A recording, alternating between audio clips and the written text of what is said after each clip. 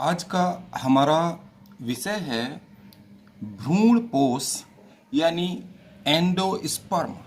देखिए, एंडोस्पर्म का निर्माण किस प्रकार होता है आप लोगों ने पहले भी मैं आपको ब्रीफ स्टडी करवा चुका हूँ, लेकिन उसके बावजूद मैं आपको फिर से रिवाइज करा रहा हूँ। आप लोगों ने ये स्ट्रक्चर देखी, ये तो मेल स्ट्रक्चर है स्टामेन, ये फीमेल पार्ट है। फीमेल पार्ट में जो ओवरी है, ओवरी के अंदर एम्ब्रायो सैक होता है, ये एम्ब्रायो सैक है, ये है एम्ब्रायो सैक यानी कि भ्रूण कोष। इसमें बहुत कंफ्यूजन रहता है बच्चों को, तो इसलिए इस बात का बिल्कुल ध्यान रखेंगे। ये है भ्रूण कोष, और भ्रूण कोष में क्या क्या चीजें होती हैं?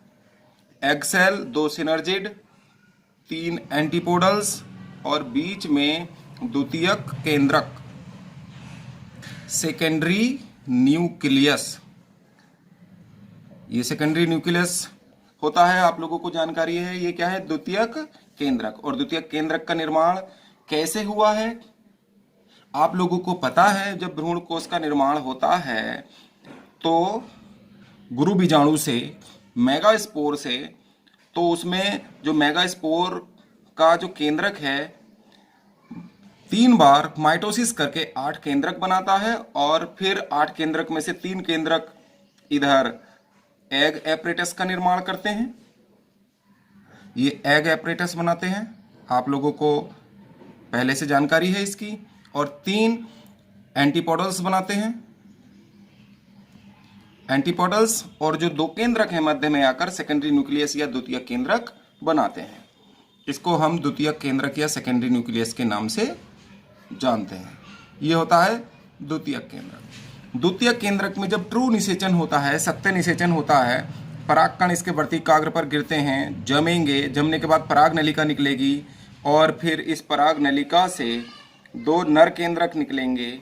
तो एक नर केंद्रक किससे जाके जुड़ेगा? एम्ब्रायो किससे जाकर जुड़ेगा? सेकेंडरी न्यूक्लियस से। एक नर केंद्रक जाके जुड़ता है। देखिए, इसमें जो 2 मेल गैमीट बने, एक मेल गैमीट जुड़ेगा सेकेंडरी न्यूक्लियस से। तो सेकेंडरी न्यूक्लियस से जो केंद्रक जाके जुड़ता है, तो मेल गैमीट n होता है, हैप्लॉइड होते हैं, और सेकेंडरी न्यूक्लियस 2n होता है, क्योंकि 2n हैप्लॉइड न्यूक्लियाई से, 2 हैप्लॉइड न्यूक्लियाई से जुड़कर ये बनता है। तो इस प्रकार मेल गैमीट और सेकेंडरी न्यूक्लियस मिलकर जुड़ते हैं, ट्रिपल फ्यूजन। इस वाली कंडीशन को क्या कहते हैं? Triple fusion. तो ट्रिपल फ्यूजन करके क्या बनाते हैं? एंडोस्पर्म बनाते हैं। आप लोगों को जानकारी होगी, एंडोस्पर्म को बारे में बताया था। एंडोस्पर्म कैसा होता है? ट्रिप्लॉइड होता है, यानी कि, और ये क्या काम करता है? जो एम्ब्रायो सैक में, ये जो एम्ब्रायो सैक है और एग सेल के साथ जुड़कर जो जाइगोट बनाएगा, जाइगोट 2n, और जाइगोट से क्या बनेगा? देखिए, जाइगोट से बनेगा एम्ब्रायो, और इस एम्ब्रायो को पोषण देने का, न्यूट्रिशन देने का काम एंडोस्पर्म करता है। यानी कि पोषण देने का काम कौन करेगा? एंडोस्पर्म करेगा। देखिए, लगभग सभी एंजियोस्पर्म्स में जो आवृतबीजी पौधे हैं, तो उन सब में एंडोस्पर्म बनता है। लेकिन एंडोस्पर्म देखिए सभी आवृतबीजियों में बनेगा, लेकिन कुछ फैमिलीज हैं, फैमिली ऑर्किडेसी है, फैमिली पोडोस्टिमोनेसी है, और फैमिली ट्रापेसी है। इन फैमिलीज में ये 3 फैमिली हैं जिनमें एंडोस्पर्म नहीं बनता। इसको आप ध्यान रखेंगे, कौन कौन सी फैमिली हैं जिनमें एंडोस्पर्म नहीं बनता है? तो फैमिली ऑर्किडेसी है, फैमिली पोडोस्टिमोनेसी है, फैमिली ट्रापेसी है, जिनमें एंडोस्पर्म या भ्रूणपोष यानी भ्रूण को पोषण देने वाली संरचना एंडोस्पर्म नहीं बनती। इसके अलावा जो एंडोस्पर्म है वो ट्रिपल एन यानी कि ट्रिप्लॉइड भी हो सकता है, 5n भी हो सकता है। और ये डिपेंड करता है अलग अलग प्रजातियों में। कुछ पौधे हैं जिनमें अलग अलग प्रकार के एंडोस्पर्म पाए जाते हैं, उनके बारे में भी बता रहे हैं। भ्रूणपोष में जो क्रोमोसोम की जो संख्या है वो ध्रुवीय केंद्रकों की संख्या पर निर्भर करती है। एक पौधा है इनोथीरा।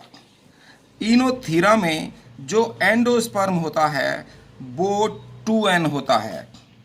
देखिए हम आपको ये कुछ बता रहे हैं, कुछ की स्टडी आप ध्यान रखेंगे ना। एंडोस्पर्म इनोथीरा में कैसे होगा? 2n होगा।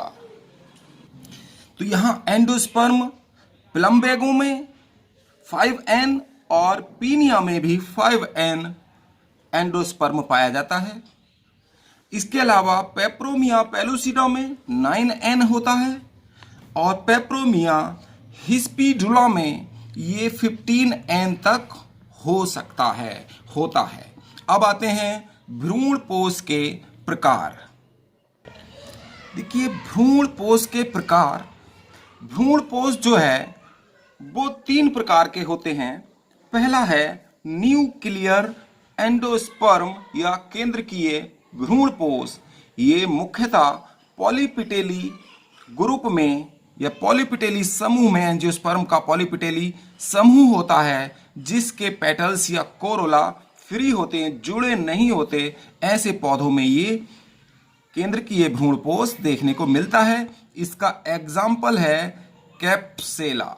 अगर एग्जाम्पल के रूप में आता है तो कैप्सेला है, अदरवाइज जितने भी पॉलीपिटेली के ग्रुप में पौधे आते हैं उन सब में ये पाया जाता है केंद्रकीय। इसका जो प्राइमरी एंडोस्पर्म का जो न्यूक्लियस है वो फ्री न्यूक्लियर डिवीजन करके, या तो एमाइटोसिस कह देते हैं इसको, असूत्री विभाजन, या फ्री न्यूक्लियर डिवीजन करके बहुत सारे केंद्रक बना देता है। देखिए हम इसको भ्रूणपोष आप लोगों को बना के दिखाते हैं। यहां एम्ब्रायो है, ये जाइगोट से बना हुआ या प्रो एम्ब्रायो है। उसके बाद ये जो न्यूक्लियस है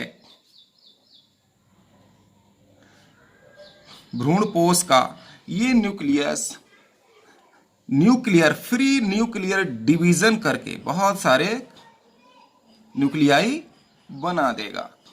ये एम्ब्रायो रहेगा ही अपनी जगह और ये बहुत सारे न्यूक्लियर फ्री न्यूक्लियर बना देगा। और ये न्यूक्लियस उसके बाद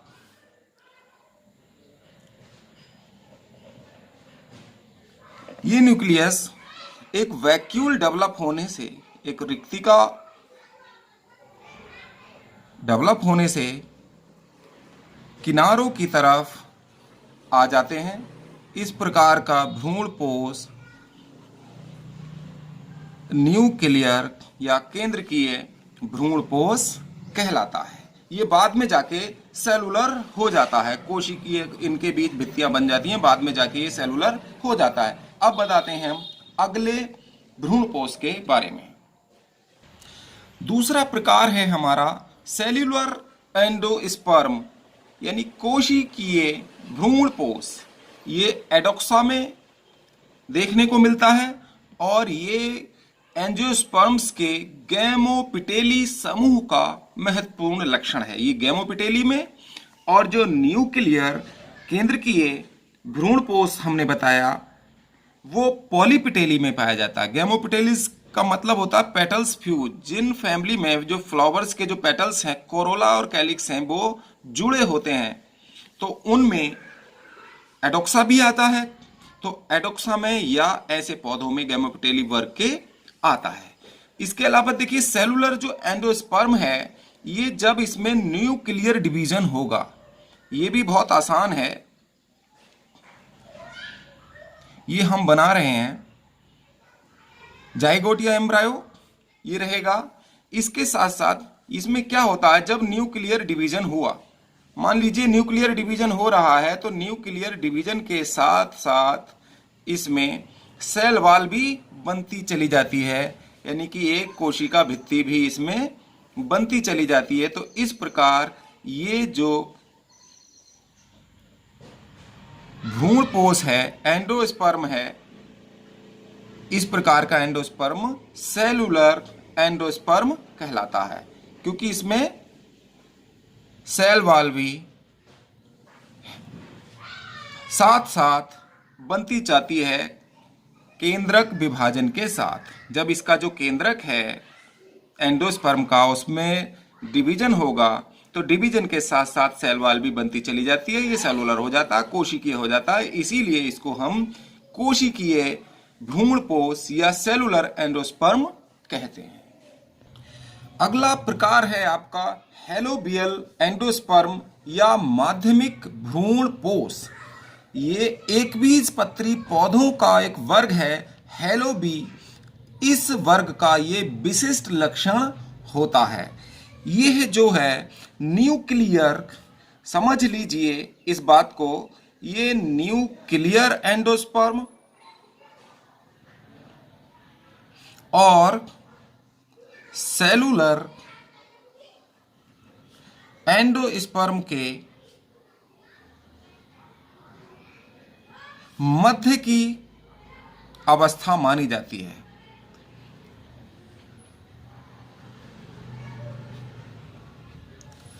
इसमें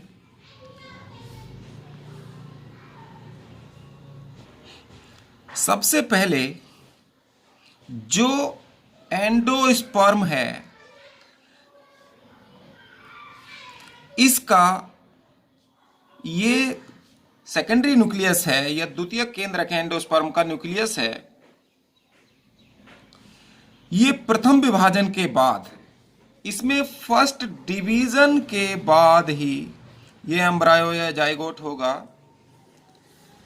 तो इसमें फर्स्ट डिवीजन के बाद ही एक केंद्रक ये बना और एक केंद्रक ये बना, तो ये दो भागों में बंट जाता है। इसके साथ साथ ही जैसे दो केंद्रक बनते हैं तो ये अपने दो भागों में यानी दो कोष्ठकों में बंट जाता है।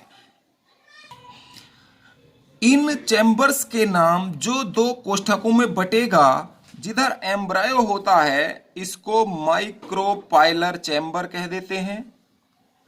माइक्रोपाइल की ओर जो कोष्ठक या चैम्बर बनता है उसको माइक्रोपाइलर, और जो दूसरी ओर बनता है चैलेजा की तरफ उसको हम चैलेजल चैम्बर कह देते हैं।